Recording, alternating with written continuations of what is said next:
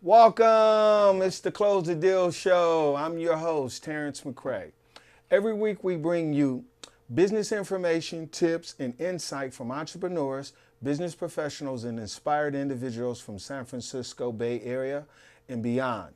The Close the Deal Show also features public announcements, entrepreneurs, weak and small business owners, as well as nonprofit organizations. And if you're looking for strategies to help you in business, to educate the public, then you're in the right place. Thanks for joining us today.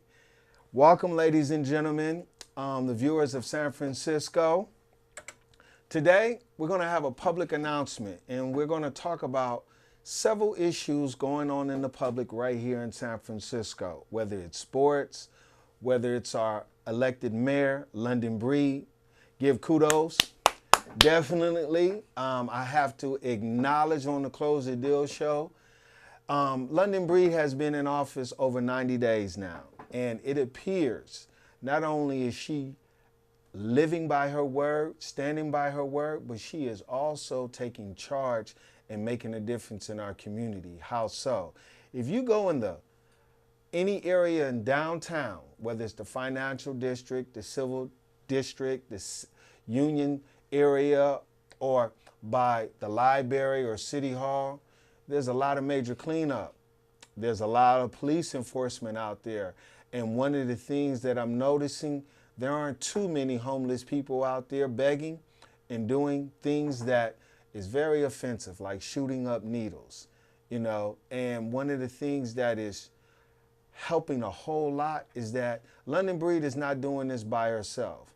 It takes the city, the community, as well as you all. San Francisco, people, you're making a difference by making whatever effort that you can in contributing in the change. In order for this city to be better, we all have to play a part.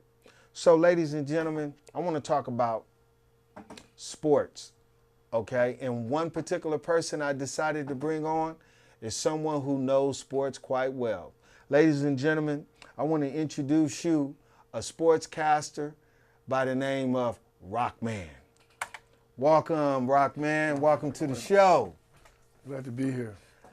Let's don't forget to give a punchline for when you're thirsty. Get you some Close the Deal water. It will quench your thirst. Definitely, definitely. Yes. So, Rock. Yes, sir. The Warriors are building a stadium right here in San Francisco. Yes. How do you see 2018 and 2019 business-wise for the Warriors in coming to San Francisco, being a home base? By 2020, it should be up and running. First, let me just say this. I'm a native of San Francisco, born and raised, and I grew up watching the Warriors at the Cal Palace and the Civic Center. They were the San Francisco Warriors before they were Golden State. And they jumped ship and went to Oakland, and we call them Golden State. Coming back to the Bay Area, with all with the Instagram, Google, and all these things with the Trans-Bay Center and all these things, and where they put the new stadium, the Warriors are coming here because for the money, for economics. That's what they come in. They go. The stadium is bigger, costs more, and it will be drawing more people. I don't know if they're going to be able to. I hope that they'll be able to bring those hardcore fans with them, because that's all part of their mystique. However, this it's all about money, and the Warriors will come to San Francisco and just get a sweep, and it costs $1 million in the stadium, in the new place they built. I went over there, had a tour. It's immaculate, and so it's big jacks, and so as I say, the Warriors will be, this will not only help the fans base, this will also help the team bring in top-notch players and all that, because they're going to have everything, They still have their little practice facility over there in Oakland next to the Marriott, but the stadium is just state-of-the-art. It's the best. It's going to be the best stadium in the whole NBA. They got everything. So do you think the Warriors will repeat? Oh, the Warriors have an owner who all fans in the NBA would love to have. He's serious about his business, and he does whatever it takes to keep the thing, to keep this force he got going on. You see, he brought in Cousins. Cousins is an all-star, and he'll be healing up, and he'll be ready to in mid-season. and this will go get the Warriors a super boost. The Warriors got five All-Stars. Who has that? And then they have 2 or 3 coming off the bench. They have a very strong squad. The only thing to derail the Warriors would have to be them, because the Warriors have everything.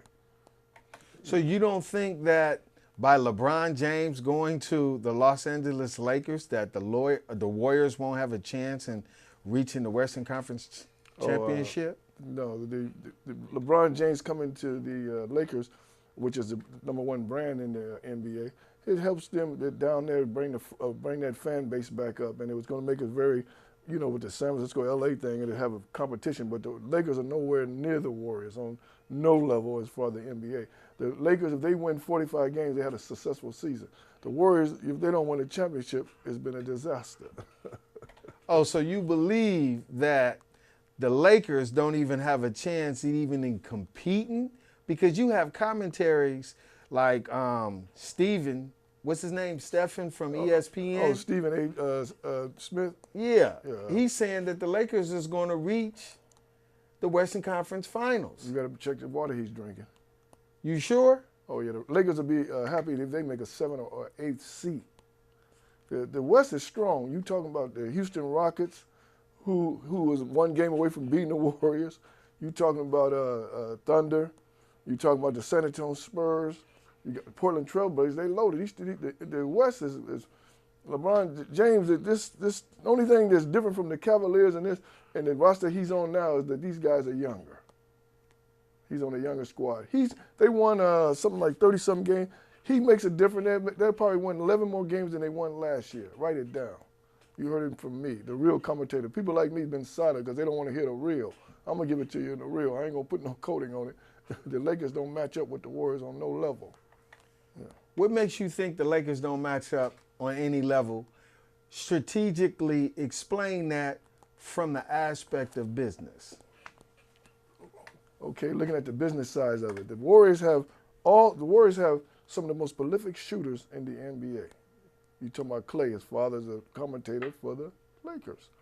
Talking about Stephen Curry, who shoots when he get out of his car in the parking lot. That's his range. Getting out of his car, I'm open. This is what I'm talking about. And then you got Durant, who is the best player in the NBA. He's better than LeBron James. Kevin Durant is better than LeBron James, but being that he's playing with the What? Wait a minute. Where did you get that from? It's the look test. Look at it. What LeBron James? Only thing LeBron James is they say he passes. Kevin Durant does that. There's no way he can outshoot him. You saying LeBron James is better than? No, Kevin Durant is better than LeBron James. Yeah. Oh, wait a minute. See, you even got me mixed up. Yeah, no, but I mean this.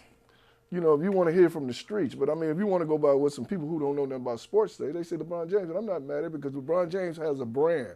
When I grew up, the athletes didn't have a brand. I didn't know what Willie Mays did at home. All I know is let me get to the park and see him because I know that Willie Mays is the best. Not Mickey Mantle, not Killer Brew, but Willie Mays is the best. How you know that, son? I'm looking. I can see. I don't need nobody to tell me. I can see it. It's just like when you eat some pies or something. You say, who make the best pie? Oh, Aunt so-and-so. How you know? Boy, I was eating them pies. It's the test. So you know it like that, But, some people say this and that. LeBron James is a tremendous, he's 250 pounds. He's a specimen. But this boy, Kevin Durant, he's an assassin. He's an assassin. This man is a tremendous shooter. Who's at 6'11"? I've been watching it since I'm 64 years old, man. I've been watching the NBA since I was 7. Who is 6'11"? Only dude I knew that could shoot that was big was McAdoo. But he can't handle. Kevin Durant is like a guard. This man got handles. Come on, man. Then he's playing defense now. He is the best in the NBA. He doesn't have the personality of LeBron James, and he's not doing the things LeBron James is doing off court. Well, people are looking, so he don't get that play. But the real people that play the game, they know, boy, this Durant is the best player. Kevin Durant is the best player. You got a lot of people in the NBA that partake in gambling. So are you suggesting that people that are fans of the Warriors place a bet on them? Oh, of course. Now that they have made this is legal now. They have made this legal. NBA is going to be up there with the college basketball, which is top notch. And in NFL, yeah, NBA will be, yeah, a lot of betting on the NBA. Mm-hmm. So, is that a good business move to decide to do for Well, an investment? I would never invest in chance, but I mean, this is you know, where we live in the United States, it's this is lucrative. This is because this is what they do. You see, I don't have to go to Tahoe or Reno or Vegas to place a bet. I can place a bet in the stadium, or I can place a bet right here because it's legal now. So that knocks out the bookies and everything. So this makes it more lucrative for people to make bets and bring in just the average fan who just might want to bet on one game tonight or something of this nature, you see. So, in your opinion, do you really think that no other team can compete against the Golden State Warriors? Yes, but not in the, well, I look at Houston and the Boston Celtics might be the only two teams that could, you know, give the Warriors any kind of problems. You know. Why do you count Houston? Well, Houston had them 3-2 and was up about 15 points in Game 6 and could have closed the deal, but they couldn't. They couldn't close the deal. Why they couldn't close the deal? And that's why we're here today, to close the deal show, because we can close it. Yeah. Yes.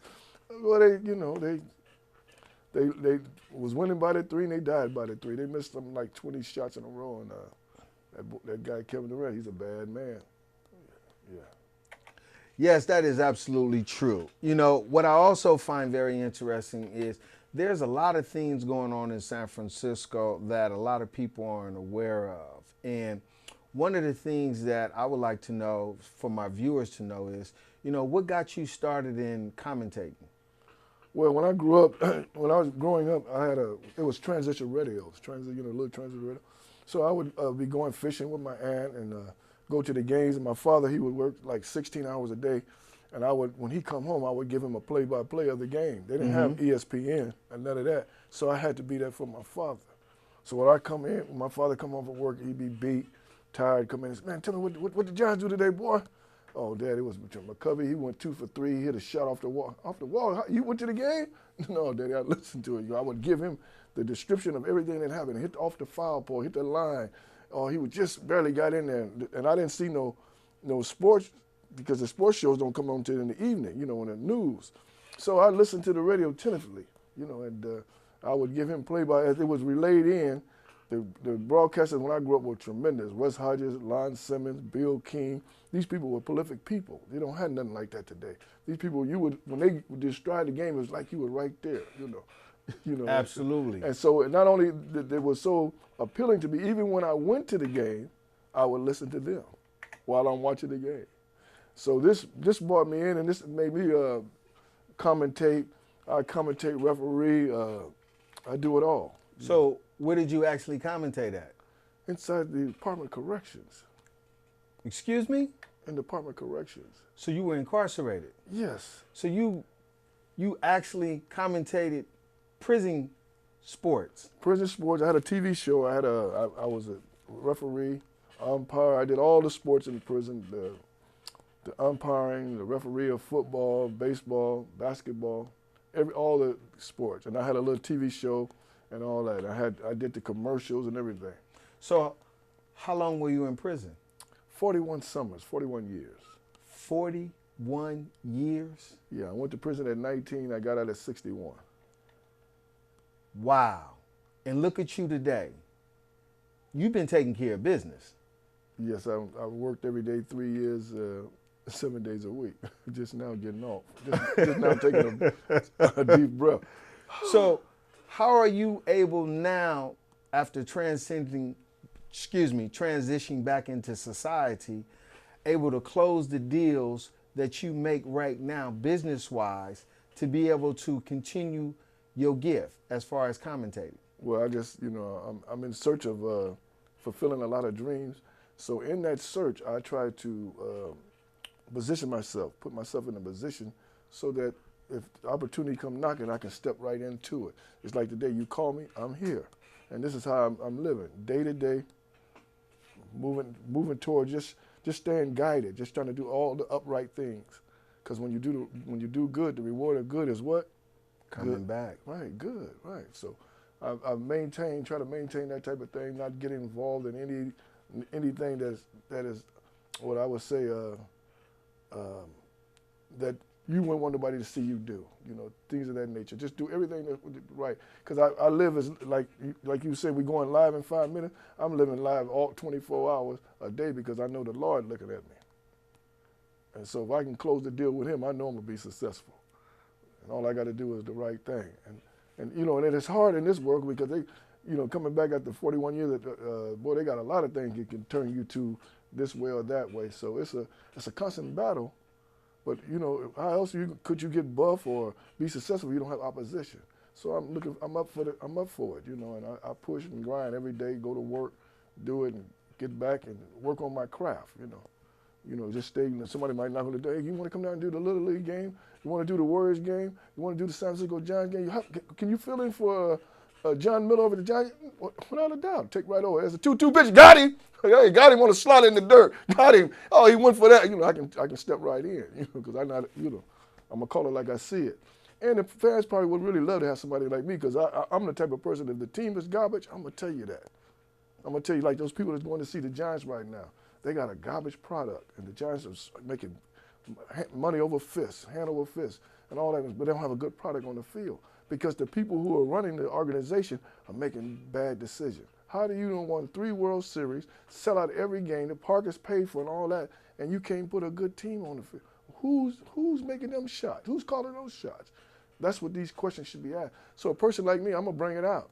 I probably wouldn't be working long because they don't like that. They don't want to hear the truth.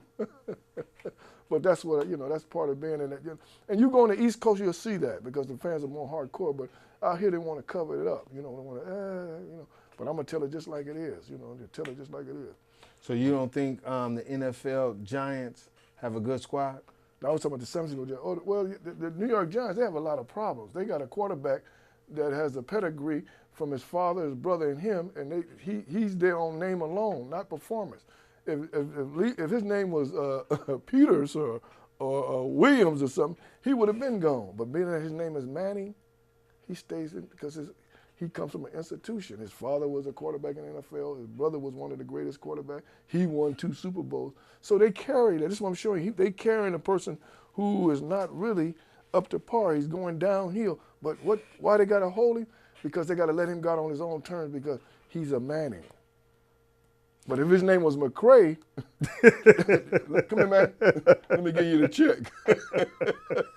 That's how they close the deal. You believe right now the Giants have a poor team? Oh, yeah, New York Giants and the San Francisco Giants, yeah. Okay. Yeah. So let me ask you one more question. If you had an opportunity to not only be broadcasted and speak to a large audience on a sports matter, what would it be? I would address why there's no more blacks in baseball no more. Why is it? Because when I grew up, all the blacks were in baseball. That's all we did. The greatest, I seen more Hall of Famers than probably anybody as a child growing up. I seen all the Hall of Famers: Warren Spahn, Hank Aaron, Eddie Matthews, Willie Mays, Willie McCovey, Cepeda, you name them. I seen them. I can name them. I seen them at the Candlestick Park, Chavez Ravine. I traveled around the country with my father. I've been to Shield Stadium before they tore it down. I traveled, But baseball back then was only medium for black people. And so I look at baseball from 1947 to now as when it existed, because before then blacks couldn't play. So and now the last icon black who ever to play is probably one of the greatest. He's in the top 3 was Barry Bonds, and they hate Barry Bonds. Say he was on steroid, but when Socia, McGuire, and all them other guys that was on steroid way before Mr. Bonds was even touched it, there was nothing said. But being that he shattered all the records, because he was already the best ball player. So I would address why they don't have it. The reason I had it because I had a lot of role models. When I grew up, they had so many. Every team in the National League, and baseball didn't have these many teams as they have now, but every team had a star, and who was he? He was black. You see? And when I grew up watching the Ebony, they even had the Latin players considered black. Juan Marichal, Rico Cardi, Roberto Clemente, the greatest Latin player was, he considered himself black. And he said, Roberto Clemente, who was the greatest Latin player, if you want to call him Latin, but he's black. These people are black just like me and you. But he said Willie Mays was the greatest. You see? And so I'm showing these people were so great. If they was playing now, how could you pay them? Because if these guys are getting $100 million, they're just good players. How could you play a real superstar? A man that can do everything, has 6 tools, not 5, but 6. How could you pay him? So I would like to just draw people back to the blacks and minority people back to the game, because baseball is a very exciting game and it takes a lot of tools to play the game. So I would really like to do that. And I'm glad you gave me this opportunity, and we're going to close the deal. Yes, Thank you for coming on the show, man, Rock. by all means, man. I really appreciate that. I hope the next time I come, I'll be commentating somewhere in the Bay Area. Absolutely. Yes, sir. God willing. Absolutely. God willing. Before we close this deal, we would love to hear from you. If you have suggestions, questions, or even want to apply to come on the Close the Deal show, sign up at www.theclosethedealshow.com. San Francisco Bay Area viewers, you can find us every Monday night at 8:30 on Channel 29, Cable Comcast, BAVC online, worldwide on the Close the Deal Show YouTube, as well as you can click my name. Please subscribe and write a comment on your favorite episode. Take good care, everyone. Don't forget, find the right connection and close the deal. We're going to close that deal. You got something to play one of you?